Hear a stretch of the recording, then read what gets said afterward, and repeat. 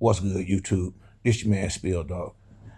Yo, man, it's too much. It's too much talk about PEDs going on right now with this boxing thing, man. I really wish people to cut this shit out. They got people whose job it is to go out there and deal with that kind of stuff, straight up. And both boxers, all these boxers, they got teams of people working for them to handle this.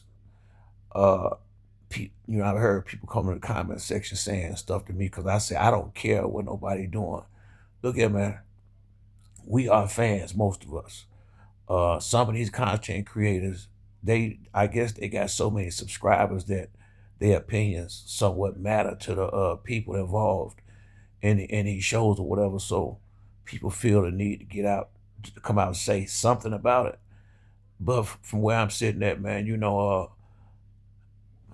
my job as a fan is to get entertained by the fighters and spend my money to support the sport and the fighters that's fighting on these shows.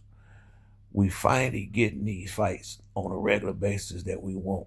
And it just seems like people is dead set on finding a way how to fuck this up. Honestly, you know, that's more than a fan need to be thinking about. Who is taking this? Who is taking that? Uh, all that do is create a narrative before the fight even start for somebody to have an excuse if they lose. Straight up. Uh, I'm willing to bet good money that most of these fighters, especially the ones that's real good, have fought somebody between amateurs and professional, maybe more than once. Done fought people and beat them that was on some type of PEDs, and the fighter just wasn't big enough for the people to care if they was on some shit or not. Straight up, I'm pretty sure that by it being as rampant as it started to seem to some degree, you know, boxing has always been a sport where people of a shady background can come and be welcomed in. Drug dealers, murderers, money launderers, whatever you do, boxing will accept you. That's everybody already know that has been the way this sport has been for since it started. So anytime you allow that many shady motherfuckers in something, it's gonna be shady stuff going on here and there. Who's doing it? I don't even give a shit. Me, I don't. I don't. I know enough to know. I knew dudes who took steroids when I was in school. I knew some white guys that they used, they was into muscles and shit like that, and they was the only ones I knew back then. They used to take steroids because they was, they want to be, they was trying to be buff. I seen both of them get beat up one on one by guys way smaller than them. You know, when you get in that boxing ring, it's not like a wrestling match or something where they can grab you and throw you down and do all this other shit. They still gotta use their hands. And skills pay the bills in that boxing ring. I go to my grave with that one. Skills pay the bills in that boxing ring. When they hate on Floyd Mayweather, do you realize how much weight Floyd was giving up? Let me explain something to y'all. When I think it was maybe whenever Sean Porter was finna fight Terrence Crawford, I was in Albuquerque, New Mexico, at the boxing gym with a kid, a professional fight. I was there with him and his father, watching him spar. Josh Torres is his name. He not a big popular fighter worldwide, but he is in Albuquerque. He real popular in his city. And I remember I was speaking about the fight with Sean Porter and Terrence Crawford. And the guy was telling me that Sean was gonna have problems because Crawford's power was gonna probably towards the later rounds be a problem for him. And I was telling him, I was like, well, you know, Bud moving up from 135. And I remember what the trainer told me that day. And I never forgot that. But because I knew it though, because when my older son was boxing, a guy named Robert Allen used to work out there, and he fought Bernard Hopkins twice. And I remember how big he would be coming into camp sometime. And the trainer told me He said Terrence Crawford, this when Earl Spence was more active. He said Terrence Crawford and Earl Spence. He said Terrence walks around at about 175, 180 pounds. He said Earl walks around about 190, 195. He said and they sweat down for these fights.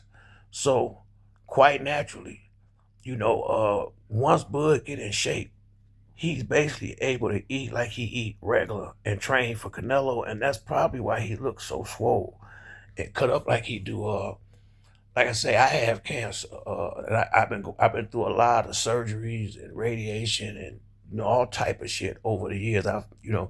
God been blessing me. I put it all in God's hands. I've had good doctors too, but the you know when you go through what I'm going through, this is from the Lord. The reason why I'm around here, I ain't got no. I'm not confused in one bit about why I'm still here. But I would say maybe 9 or 10 years ago, I was doing pretty good. So I had went maybe 2 years straight. I was in the gym working out every day. I had a trainer, all that stuff, and I have what's called good genetics. So I look real cut up when I'm in shape. And Terrence Crawford, some guys can naturally, some guys just you can't help your genetic makeup. And if you have what they call what trainers call, what I've heard them call good genetics, you are going to look a lot stronger than than the average guy who may not have that genetic makeup that you have. You know, I got friends. My one of my cousins named Ron. We worked out. When we was in high school. We was all.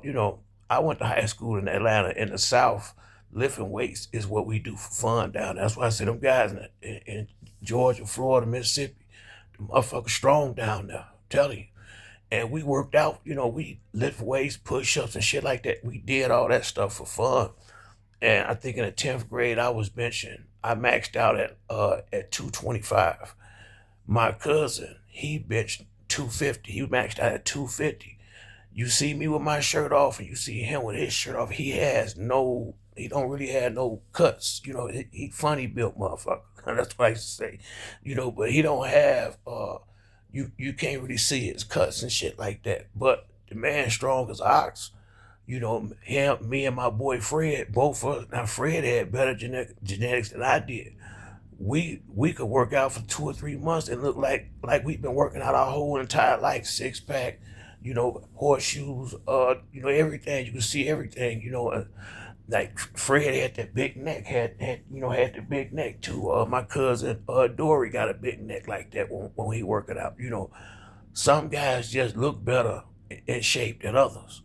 And I think that's part of. I think that's Crawford is one of them guys that got real good genetics, and you can see it. You can see his muscle definition and stuff. I really believe that's the biggest part of it. But whether a man doing something or not, that's really not our business as fans. And it's not like we don't give a shit, but it ain't no way. How the fuck we gonna know what somebody is or ain't doing? There's no way. All that is putting we don't need no negative publicity on our sport. I love boxing. I've been watching boxing. I box myself. I've been fucking with this my whole life since I've been old enough to know anything about it. I say about 7 or 8 years old. I've been watching it, doing it, in the neighborhood, and especially in Atlanta. We used to slap box and shit all the time. Sometimes we just bring the gloves out and everybody be a bunch, just take turns boxing. This is something brothers do growing up. Chicago, the kids up there, now you know what? And I say this about Chicago. If it wasn't so much other enticements for them for the young guys up there as far as like money and it's just Chicago is a big city. It's some everything going on there. If them guys could stay focused, it's a lot of guys that could be a champion up there just stand on the corner flipping bags and shit like that. It's just that motherfuckers want that money now, and they don't have they don't feel like waiting 5 and 10 years to start seeing some money. They want some money right now, and that's why a lot of guys is out there hustling. But I know some dudes I can bring in off the street in Chicago straight up. Uh, JoJo, Fred, it's a couple of motherfuckers I know in Inglewood. I could take their ass to a boxing gym What as long as they in shape, as long as they in shape, and they gonna whoop damn near everybody you bring up there and put in that motherfucking ring with them hands. They nice like that. I know some dudes that's nice like that. Dude named TT, he did. Now I knew some motherfuckers. TT was the type of dude in the neighborhood. He was alcoholic, but TT would just run. TT just ran everywhere. Like we'd be at the park barbecuing, having a good time. Man, Oregon Park is big than a motherfucker. He'll run that whole park for fun. I'm telling you, dog, this is a long motherfucking way. This is a big ass park right there off right there off 63rd and Racine. 64th and Racine. It's from 64th to 67th. This is a big motherfucker. And he'll do the whole park for fun while he drinking and shit like that. Straight up, man. I know a gang of dudes in Chicago that if they was to get focused, there'd be some bad motherfuckers in that boxing ring. And it seemed like the guys from Chicago that actually box, they ain't even the guys that's like that. Them just some guys that probably got a father or somebody in their life to get them directed into something positive and staying away from us, the ones that was out there on the streets doing what we was doing. But I know a lot of guys in Chicago. Well, I put it like this: I know 4 guys in my old neighborhood over there in Inglewood that if they wanted to box and got in shape, they probably would have been champs. These motherfuckers can thump. I'm telling you, with some hands, you don't want to fuck with them like that. You ain't gonna win. This JoJo was a bad motherfucker. He got, it's probably about, JoJo Reed, there's a bunch of them motherfuckers, them Johnsons. JoJo was a bad motherfucker. You don't want to see JoJo with no dudes. You don't want to do that. You not winning. He finna beat the shit out you.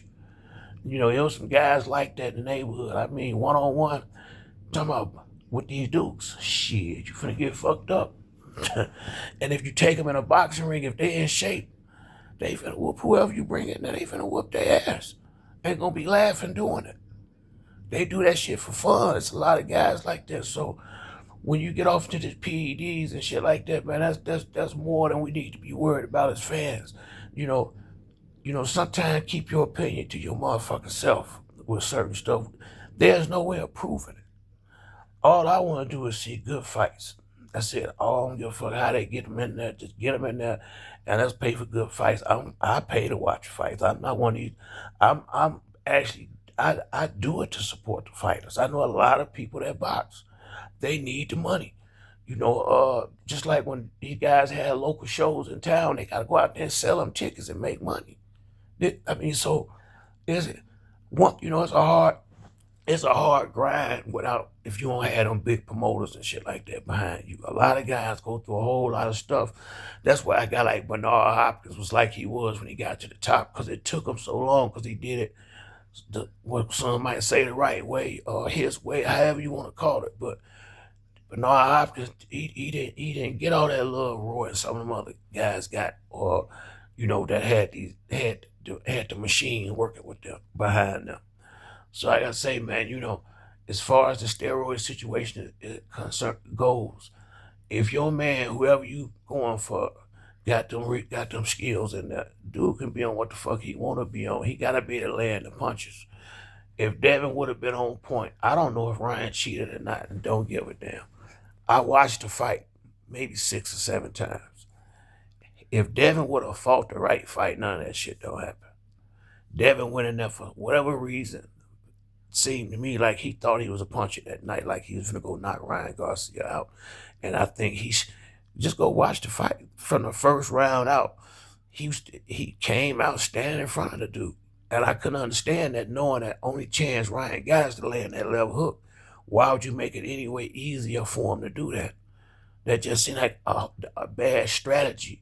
And they never got away from the bad strategy in that fight. So if Ryan and Devin fight again, I'm quite sure if Devin go in there and fight with the way he know how to fight, I don't think he'll have that much problem with it on points. He just but you gotta be careful. And now look what Roelly did. Roelly kept that motherfucking hand up all night. He made sure he had that hand up to catch that left hook. And Ryan couldn't do nothing. Roelly fought. I was real proud of Roelly Romero. He fought a very great disciplined fight that night. If he don't never fight another good fight in his career, he showed me that whoever training him now, he listening. He respect them and he listening, and they are making him a much better fighter. No disrespect to bro that had him before. I think bro took him as far as he could take him. Sometimes it's guys that's better equipped at doing some other things. And I don't know if Bruss saw it or if Roelly realized he needed some help, but he did the right thing, and I think it's gonna prolong Roelly's career a little bit. Ryan Garcia, solid fighter, man. He went in there and it wasn't no cheating or nothing. He beat that man. He beat him. He fought a great fight, man. And like I said, who's this? Look how Roelly look. Shit, I mean, there's a lot of people that's chiseled up like that. He got good genetics, but one could be worried about if he on something or not. But certain people, the people that's probably doing it, ain't nobody even looking at them.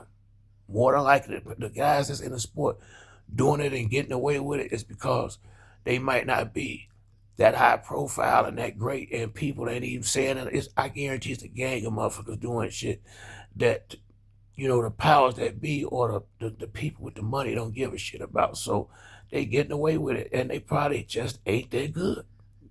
So I don't, like I say, man, no, of course everybody want a clean sport, but in all sports, in life, just know that in life, it's gonna be some cheaters. No matter what you're doing, where you go, anybody who been to college, they know a lot of these people who got their degrees cheated. They had cheated their way all the way through the shit. Some guys cheat and get away with it. Some people do things the right way. But I always say this: what you do in the dark will come to the light. Most of them guys that's cheating their way through college, if they don't have somebody on the inside to help them get in these positions, well, they're not gonna get them no way, because those good jobs, they're gonna have to take a test. Yeah, they want to see your GPA and all that, but they gonna slide a test in front of your motherfucking ass that you can't cheat on, and that's gonna tell them everything they need to know right there, straight up. So, like I say, man, if a guy doing something wrong, he will eventually get caught. And us as fans, we need to stop getting caught up on one or two people start a bullshit narrative, and then it should just get legs and take on a life of its own, and it get to the point where it overshadow the actual show that's going to happen. So all this PED shit do is give motherfuckers an excuse. So if Crawford win, they going to say he was on PEDs. I'll tell you that right now. They done already built that narrative out here, man. And I just wish, as fans, sit your ass down and enjoy the fight, and let the people that they pay to take care of this kind of shit handle their job, handle their business. And let's stop trying to find ways to fuck these good fights up. Can we please do that? But that's it for me on this video. If you like the video, hit like and subscribe. Till next time, it's your boy Spill Dog. I'm out.